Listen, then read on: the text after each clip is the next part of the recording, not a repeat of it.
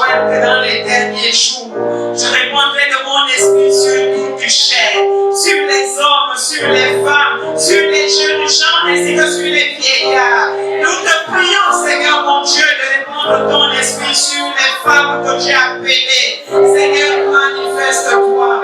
Manifeste-toi, Seigneur. Manifeste-toi, Yahweh Jireh. Seigneur, merci. Merci pour ces moments. Merci, Seigneur mon Dieu, pour tes enfants qui sont arrivés. Merci pour tes servants. Nous te glorifions, Seigneur mon Dieu.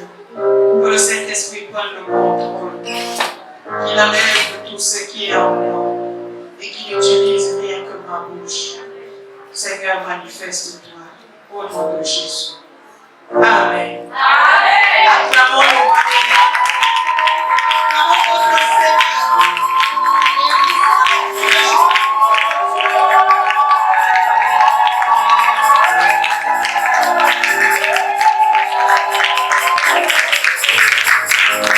Alléluia. Alléluia. Bonsoir, peuple de Dieu. Bonsoir. Soyez les bienvenus parmi nous à l'église Arbre de Vie et précisément au comité département Racine, le département des femmes de cette assemblée. Amen, amen. Amen. Nous bénissons le Seigneur pour ces moments. Vraiment, nous acclamons notre Dieu qui a permis la tenue de ce séminaire. Nous lui disons merci.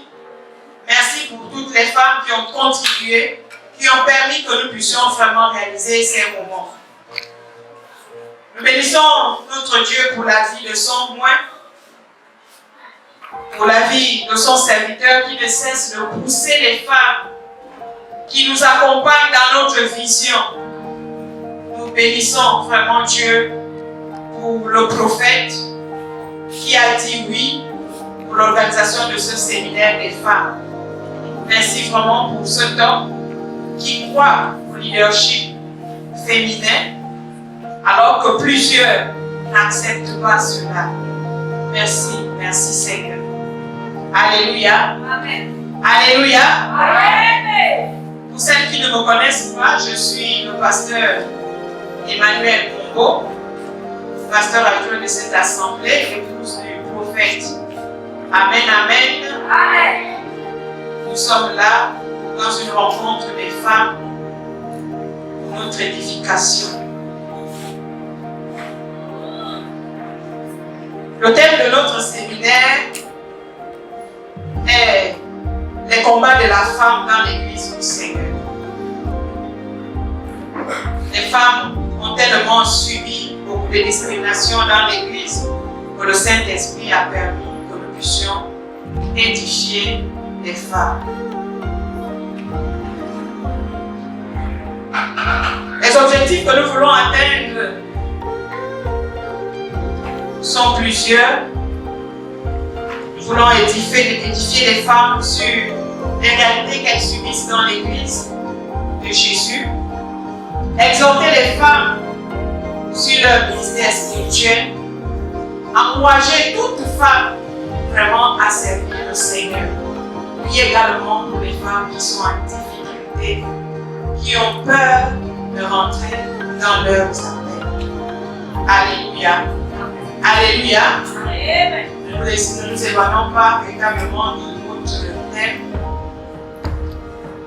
qui est les combats de la femme dans l'église du Seigneur. Le combat est le fait de se battre avec ou sans armes. Nous comprendrons que les combats sont des difficultés, des défis, des obstacles, des incompréhensions que les femmes rencontrent au sein de l'église du Seigneur. La femme est un être humain de sexe féminin. Elle est celle qui enfante, celle qui donne la vie et celle qui allaite les enfants. Elle est la gouvernante par excellence de la maison. Définition selon le dictionnaire. Mais selon la parole de Dieu, la femme est la dernière créature de Dieu, créée à partir de la peau premier homme, Adam, elle est une personne à part entière, sans anomalie ou handicap. Elle est le bonheur exalté, la gloire et l'être semblable de l'homme. Genèse 2, 21 à 24. L'Église, quant à elle, est l'assemblée des saints, le pilier de la vérité, le corps de Christ, la maison de Dieu, l'épouse du Seigneur. Elle est comparée à une femme dans Éphésiens 1, 15 à 23. En dépit de ce beau portrait que nous venons de faire de la femme et de l'Église, la femme a toujours été victime d'une sorte de discrimination ou ségrégation sans appel de la part de certains hommes de l'Église. Elle est comme dans une prison à ciel ouvert, privée de sa liberté. Et cela peut s'expliquer par les faits suivants. La difficulté qui consiste à bien interpréter la Bible. L'influence culturelle des hommes qui lisent et interprètent cette Bible. Et le fait que la révélation de la parole de Dieu est progressive. Qu'à cela ne tienne, nous serons tentés de se poser les questions suivantes. Est-ce que la femme est un sous-homme? Selon ces hommes, Brigitte et toi, qui disent que la femme ne doit pas prêcher, ne doit pas porter ceci ou cela. Est-ce que la femme chrétienne a le droit de subir les mêmes discriminations que celle qui est païenne, qui n'a pas Christ, et par conséquent est esclave des multiples cultures, traditions et coutumes? Est-ce que la parole de Dieu, de manière explicite ou implicite, soutient réellement toutes ces objections ou ces exactions qui sont faites à la femme dans l'Église? De ce fait, durant notre séminaire, le premier jour, c'est-à-dire aujourd'hui, nous allons aborder les questions sur l'habillement de la femme et ses parures extérieures. Le deuxième jour, nous allons analyser les Écritures afin de répondre à la question si la femme peut prêcher ou pas. Enfin, le troisième jour, nous allons compléter notre enseignement en répondant à vos questions et nous allons aussi prier pour les femmes qui n'arrivent pas à répondre à l'appel de Dieu à cause des doctrines qui leur condamnent. Alléluia. Alléluia. Amen. Acclamons la parole de Dieu.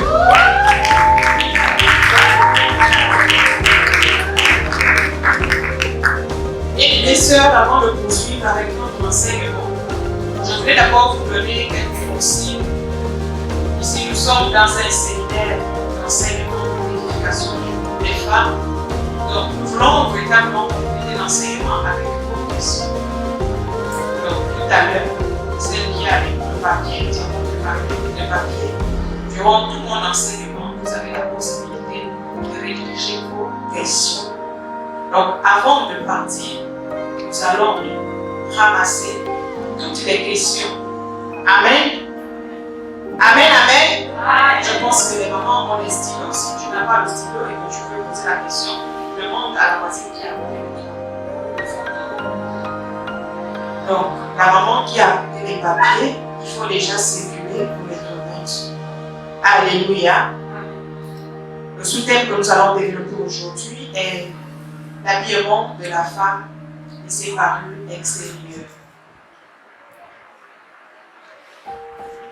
La femme est tellement choquée dans nos églises par rapport à certains comportements des hommes qui ont amené des objets vraiment difficiles, compliqués, qui maltraitent véritablement la femme.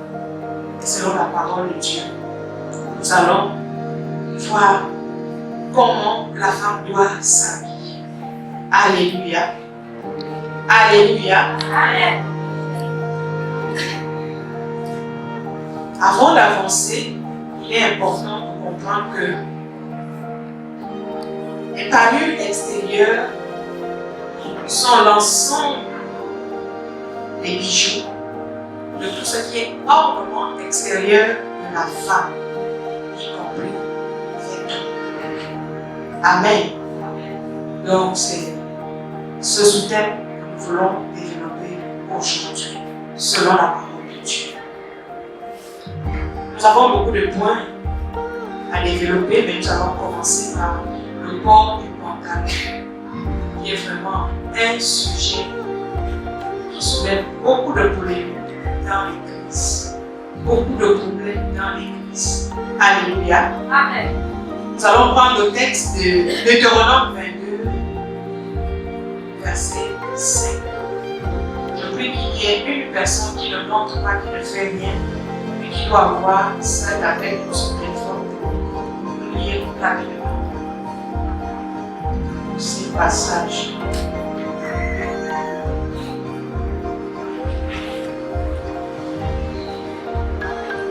Je lisais Deutéronome 22, 5. Si quelqu'un a la page.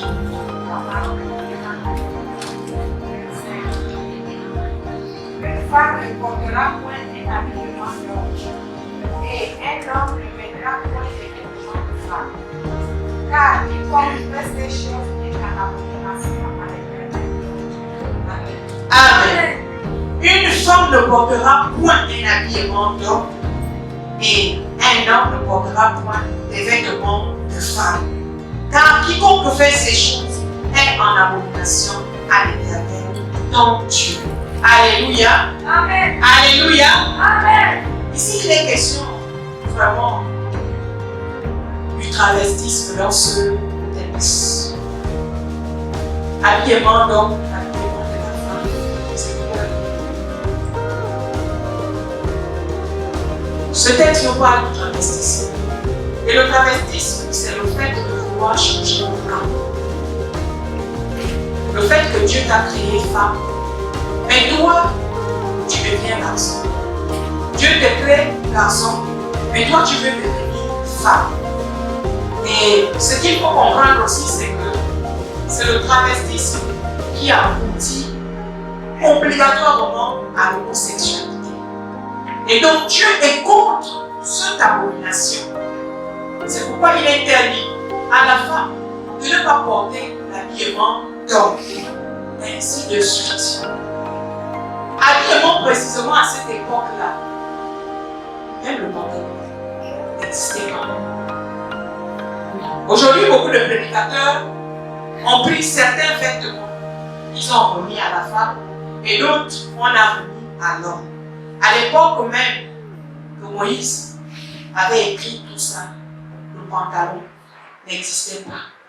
Alléluia. Alléluia. Amen. Nous allons compléter encore avec Ésaïe 6, 1. Pour voir quel habillement en cette époque-là les hommes et les femmes portaient. Tous les deux portaient quoi? Je dis bien Ésaïe 6, verset 1. Si quelqu'un a la page. Ésaïe 6, 1. L'année de la mort de roi Josias, Dieu vit le Seigneur assis sur un trône très élevé, et les formes de sa robe l'accomplissent dans. Alléluia. Amen. Ça, c'est dans la vision. Esaïe voit les formes de la robe du Seigneur qui remplissait le temps. Ce qu'il faut comprendre ici, c'est que à l'époque même de Moïse, parce que là, on voit le Seigneur dans la vision. Le Seigneur n'est pas encore physique sur la terre. Et à cette époque-là, les hommes et les femmes portaient les robes, appelées dans la Bible tunique. Il n'y avait pas de pantalon, il n'y avait pas de jupe. Tout le monde portait les robes. Alléluia. Amen. Et maintenant, aujourd'hui, on va le mettre la robe à qui?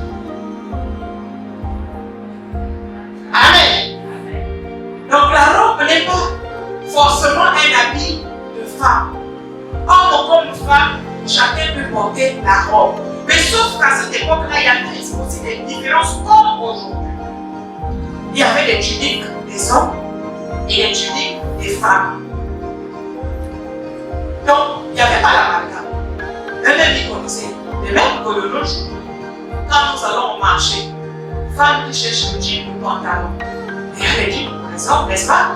Il y a également les jeans pour les femmes. Maintenant, on veut donner le pantalon à l'homme. Pourquoi? Est-ce que forcément la création du pantalon, ça a été fait pour l'homme seulement? Et aujourd'hui, si un homme porte la robe, on va dire quoi? Il est en abomination. Même notre Seigneur Jésus n'avait pas porté le pantalon. Il portait quoi? La robe. Amen. Vous voyez, là, Jésus n'est pas encore présent sur la terre. Le prophète Esaïe le voit dans la vision. Avec quoi? La robe.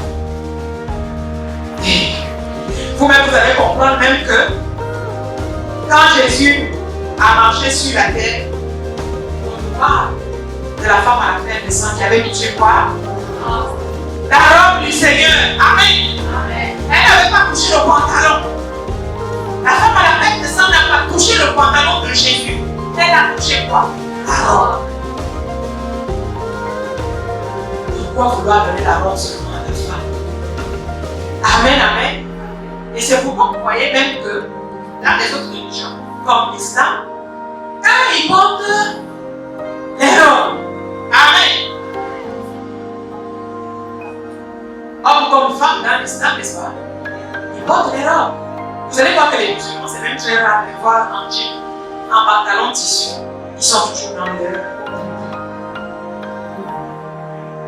Parce que c'est la première de que tous ont connu au départ. En dehors des cache-sexe, des feuilles de figuier qu'Adam et Ève avaient fabriquées dans le jardin. Amen, amen. Donc, depuis l'époque où on a écrit ce passage, la Bible dit clairement que homme comme femme portaient les robes. Ils appelaient tunique. Donc, la robe n'est pas forcément un habit de femme. C'est mix. Tout comme le pantalon. Ce qui est dangereux, c'est que si une femme, quand elle s'habille, même si elle porte son pantalon, elle est toujours féminine, n'est-ce pas? Mais si elle se met maintenant à porter les pantalons des hommes, au lieu de porter les vestes des femmes, elle est en veste d'homme, elle est en pantalon, en pala. Elle porte quoi? Les bérénices des hommes. On va poser la question. Toi, tu sors d'où? Là, il y a un problème maintenant. C'est ce dont notre Seigneur est contre. Parce que quand ça commence comme la blague, la femme porte maintenant les tenues des hommes. Elle a le style homme. Souvent, nous les appelons des lits garçons. Des lits garçons là, il ne faut pas arranger. C'est pas bon. Voilà ce que notre Seigneur refuse. Tu vas voir une jeune fille qui est en train de grandir. Au lieu de faire la beauté des femmes, elle est intéressée seulement par la beauté des hommes. Et quand elle commence à s'intéresser à la beauté des hommes là, les démons vont le pousser plus loin. Moi j'ai cet exemple chez moi, dans ma famille, dans mon village. Ma propre grande sœur. Elle a commencé avec la beauté de femme. Elle est née femme. Dieu lui avait donné 2 enfants.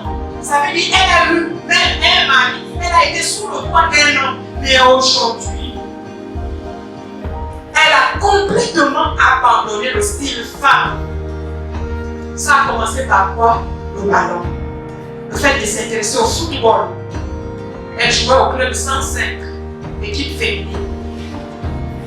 En short, en short, en short. Par là. C'est parti maintenant en jean. Jusqu'aujourd'hui, même les sous-vêtements qu'elle porte, je ne vais pas dire son nom, sont garçons. Et elle a abandonné maintenant aujourd'hui Elle ne peut plus aller avec les hommes. Amen. Amen. Il y a mes parents dans la salle. Elles connaissent de qui il s'agit. Ça là, voilà la communication. Voilà ce que Dieu refuse. Certainement dans vos familles, vous en avez également. Mais quand vous constatez ça, commencez à prier. Demandez à l'enfant d'arrêter. Fille comme garçon. Voilà ce que notre Seigneur refuse. Là, peut-être que le demande nous avons. Petit à petit. Après, tu vas aller plus loin. Comme ma soeur est déjà loin aujourd'hui. Alléluia. Amen. Alléluia. Amen. Parlons aussi un peu de la jupe. Parce que là, nous sommes aujourd'hui en train de nous intéresser à l'habillement. La jupe. Au départ, elle était aussi l'habit des hommes. Hein?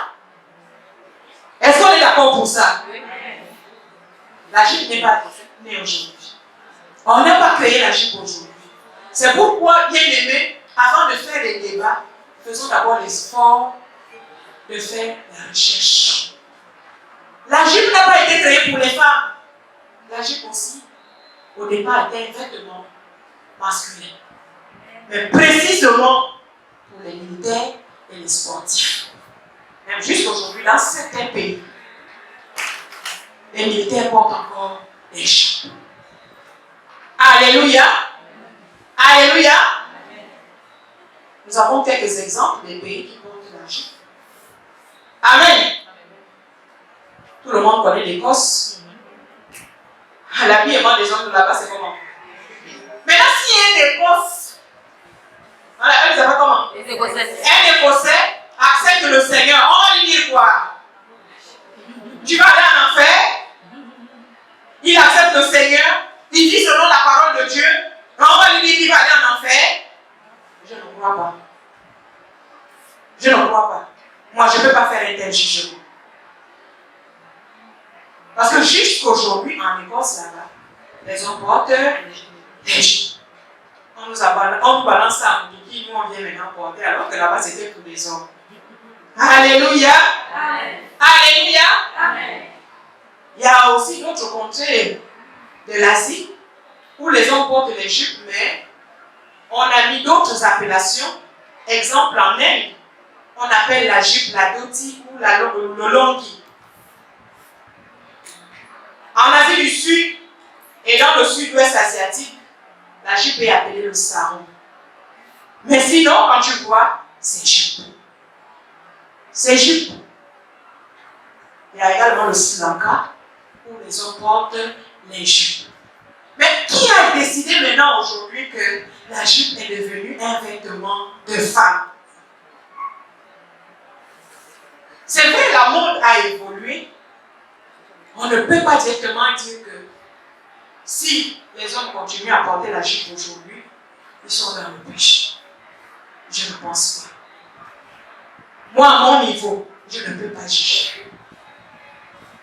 Donc, on ne peut pas véritablement juger les gens sur les vêtements et autres. Mais le grand problème, c'est que nous sommes là dans un débat culturel.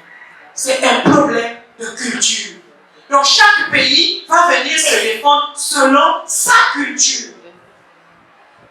Et notre Dieu n'est pas seulement un Dieu des Africains, et ne pas être un Dieu des Asiatiques. Eux, selon leur culture, c'est comme ça. Alléluia. Amen.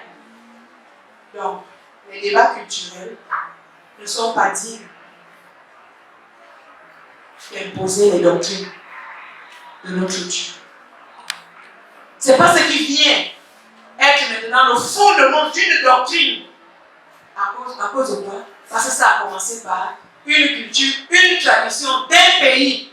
Et on veut en faire toute la terre une doctrine du Seigneur. Non. Nous allons voir même que ici en Afrique, au Japon, les hommes portent les pailles. Amen. Amen. Les hommes portent les pailles. Que ce soit au Sénégal, au Nigeria, en Côte d'Ivoire, presque toute l'Afrique de l'Ouest. aller vers le sud là-bas, les hommes portent les palmes. N'est-ce pas?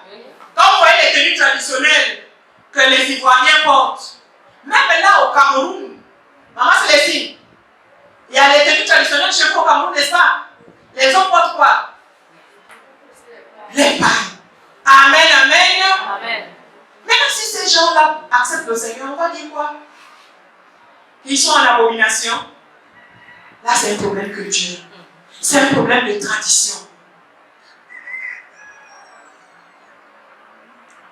Même ici au Gabon, pour ceux qui ont suivi le film Suruja et Ngodo, le film s'est déroulé dans la province du Haut-de-Bois. Amen. Est-ce que vous connaissez ce film? Quand vous voyez les papas togolais dans ce film-là, ils sont comment? Ils sont habillés comment?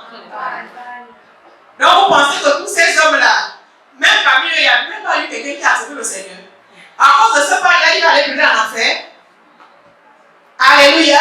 Amen. Donc, chaque endroit selon sa culture. Donc, nous devons véritablement faire attention. Et ce sont les débats culturels qui sont en train de diviser l'Église du Seigneur aujourd'hui. Pour rien.